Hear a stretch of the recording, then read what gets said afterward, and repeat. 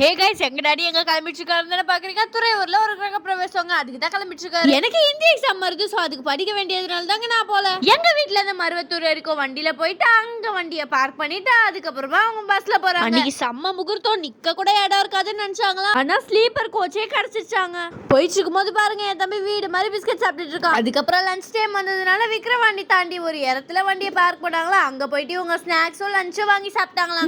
அவங்க ஜாலியா என்ஜாய் பண்ணிட்டு போறதுல பெரம்பலூர் வந்ததே தெரியலையாங்க. பெரம்பலூர் ஜங்ஷன்ல பெரம்பலூர் கேஃப் ஹவுஸ் இருந்தாங்க. அங்க போயிட்டு இவங்க ஸ்நாக்ஸ், டீ, அதுக்கப்புறம் என் தம்பி ஐஸ்கிரீம்லாம் சாப்பிட்டாங்க. அங்க இருந்து அவங்க பெரம்பலூர் பஸ் ஸ்டாண்டுக்கு ஆட்டோ பிடிச்சி பெரம்பலூர் பஸ் ஸ்டாண்டையும் ரீச் பண்ணிட்டாங்க. அங்கதான் அவங்க துறையூர் பஸ்ஸே ஏறணும். ஸோ அதே மாதிரி ஷேர் ஆட்டோ பிடிச்சி பஸ் ஸ்டாண்டையும் போய் ரீச் பண்ணிட்டாங்க.